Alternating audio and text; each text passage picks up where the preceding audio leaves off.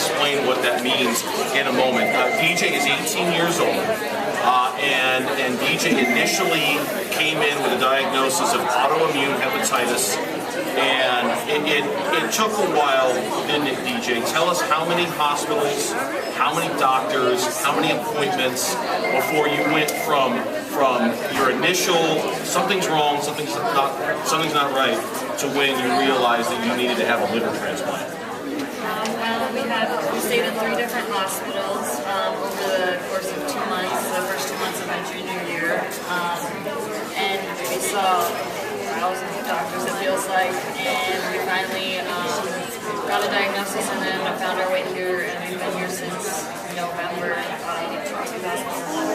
2011, so I just like the doctors here.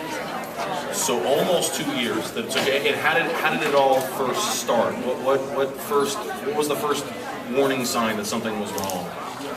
Well, the first couple days of my junior year, I was having really bad back pain and stuff, so we went to the urgent care, thought it was a UTI, and it ended up being kidney stones, but when they did the labs, they found that my liver enzymes were elevated as well, so they told my dad to take me into the ER, so he took me to school and went to Banner to start it.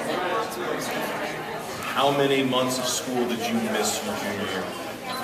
Probably, if you put all of the hospital stays together, plus the first 2 months, probably around 3 to 4 months. Your dad, Dan, is here too. Is it Dan or Danny? When did the moment happen when you found out that DJ needed a liver transplant, and what, as a father, what are the thoughts that are racing through your mind about your baby girl when you're thinking about she needs a liver transplant? It was a crazy journey. We had her 16th birthday. We had a big party for her, and just a few weeks later we're in the hospital, and we're going through all these tests, and they're telling us, hey, something's wrong. We're trying to figure out what it is. And then we get to the point where it's, hey, she needs a liver transplant, and just that news is devastating. I don't know, almost more than you can handle, just knowing that you're little one. It's sick to the point that she needs a transplant, and we don't get to keep living. DJ, how long were you on the list, and when did you make Phoenix Children's Hospital sort of your home base? When did those 2 things happen?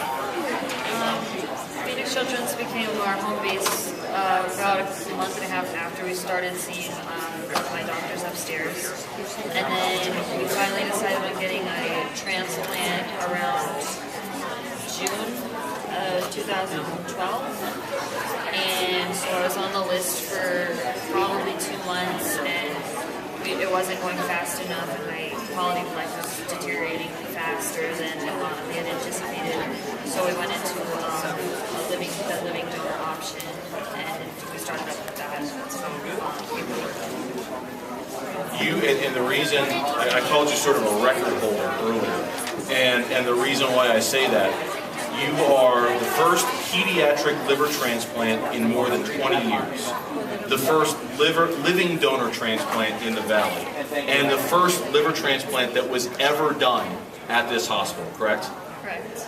And since then there have been how many? 5 others after mine.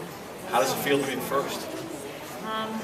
It's pretty crazy. We've got a ton of stuff going. A ton of stuff happened.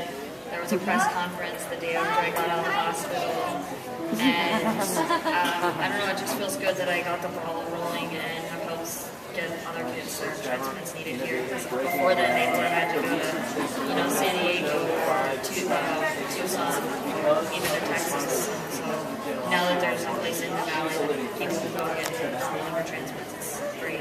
How was the press conference? It was a little nerve-wracking.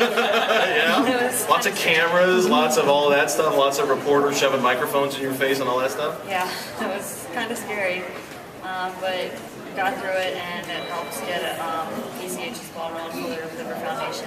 I'm glad to be a part of it. What was more nerve-wracking, the surgery or the press conference? That's a hard question.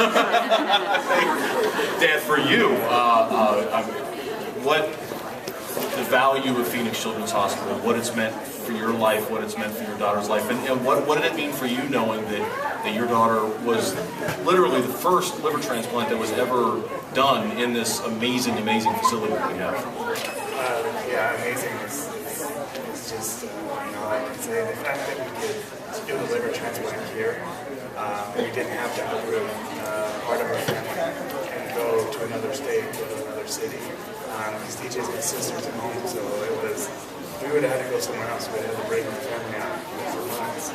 So the fact that we could keep our roommates here, and that we had such a good team here, it's incredible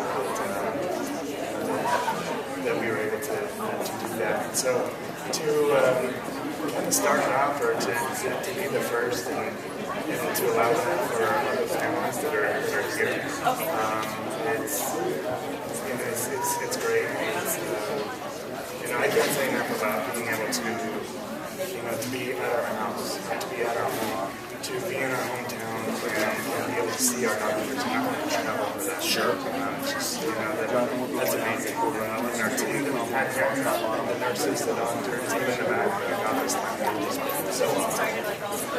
DJ, Danny, we've got tens of thousands of people listening right now. In your best words, in your own words, why should they call right now and donate to the Phoenix Children's Hospital? PCH is a great home base for anything. Their nurses, their doctors, and their staffs, as my dad said, are wonderful. Being in the hospital here as many times as I have, I've gotten to know a lot of them, and they come in with smiles on their faces when I see them.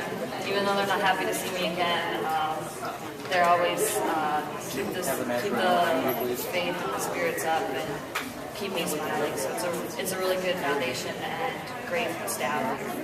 Dad?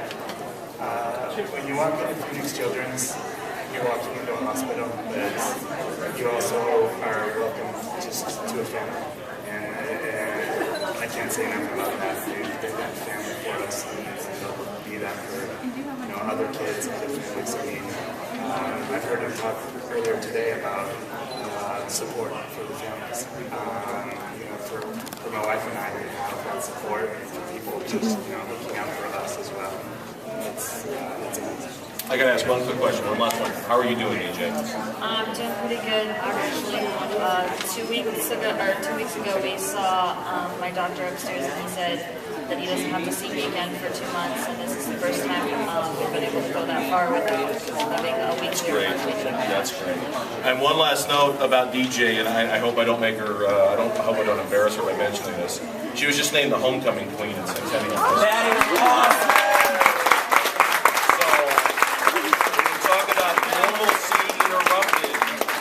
To see DJ back to normal. I mean, everything, the doctor says, hey, I don't need to see you again for a couple of months. We're kind of, we're in a nice little stretch now where we don't need to talk. And she's the homecoming queen at Centennial High School. It's a great story. DJ, Danny, thank you very much for sharing your stories with us. We really appreciate it.